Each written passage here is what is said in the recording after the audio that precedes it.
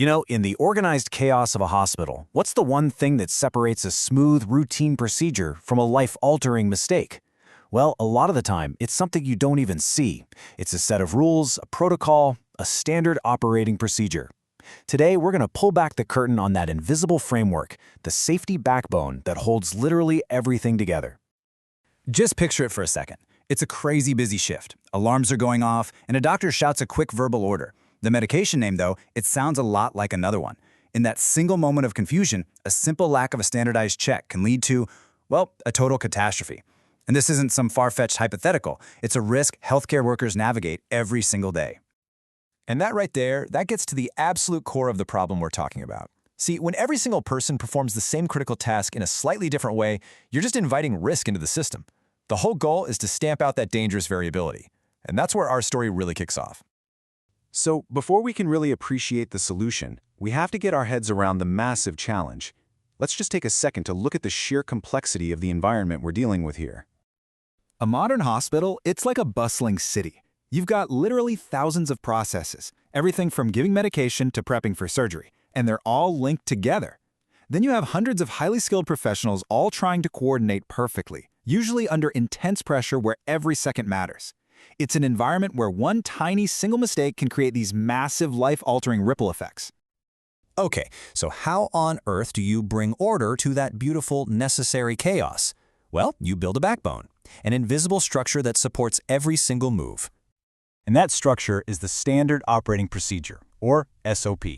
And let's be clear, this is not just about bureaucratic paperwork. A good SOP is like a clear, agreed-upon recipe for a critical task. It is the definitive playbook on how to get it right every single time. No guesswork. Now, what's really cool is the ripple effect. Yeah, of course, SOPs cut down on errors and boost patient safety. That's the number one goal. But look at all these other benefits. They make accreditations and audits way smoother. They give new team members a clear guide to follow from day one. They slash legal risks. And maybe most importantly, they give staff the confidence to act quickly and decisively because they know they're following the best practice. And this is the bottom line. It's so simple, but so powerful. By making the how of a task predictable and automatic, you free up the incredible minds of doctors and nurses to focus on the why, the actual patient right in front of them. You take care of the predictable stuff so they can handle the unpredictable. Okay, but what's the difference between a genuinely useful SOP and a three-ring binder that just gathers dust on a shelf? Well, it all comes down to its structure. Let's do a little dissection of an SOP that actually works in the real world. A really solid SOP has a clear anatomy. You can kind of think of it in three parts. First, you lay the foundation, a clear title and ID number. The purpose, which explains why this thing even exists. And the scope, which tells you exactly who and what it applies to. Then, you build out the core plan. You define any tricky terms, you assign specific roles so everyone knows their job, and of course, you lay out the step-by-step procedure itself. And this is where a document transforms into a real safety tool. These are the safeguards. You call out specific safety notes for high-risk steps, you include checklists so nothing gets missed in the heat of the moment, and you have a clear plan for escalation when things don't go as planned. And finally, you build in accountability, what training is required, how you'll measure success with KPIs, and a revision history, which proves it's a living document that gets better over time. Okay, so you've done it. You've written the world's most perfect SOP. That's awesome, but it's completely useless if it never leaves the page and actually makes its way into the daily grind of the hospital.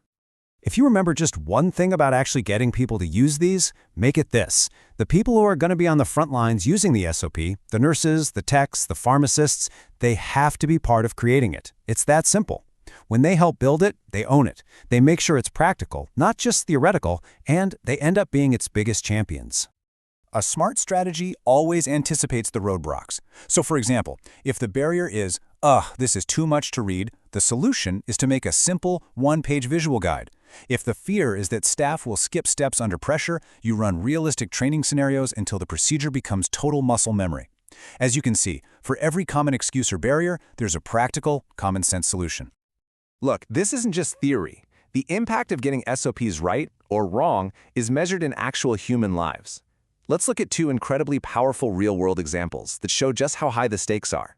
This is so stark. On one side, you've got the WHO Surgical Safety Checklist. It's a dead simple SOP that has been proven all over the world to reduce complications, infections, and even death. It works because it's simple and it gets the whole team involved. Then, on the other side, you have tragic transfusion errors. These almost never happen because an SOP doesn't exist. They happen because a critical step, like the two-person verification check, was skipped in a rush. The difference between success and failure is right there in black and white. So the big takeaway here is that transforming safety isn't about some massive, revolutionary project. It's about the small things. It's about weaving small, consistent, positive actions into the daily culture of the entire organization. And the best part is, you can start small. Right now, what are 3 things you could actually do this week? First, get your team in a room and figure out your top 5 highest-risk procedures. Second, just pick one of them and draft or update a simple, clear SOP for it. And third, take just 15 minutes to run a quick drill on a critical procedure that everyone thinks they know by heart. These little steps build amazing momentum. So, I'll just leave you with this one question to chew on.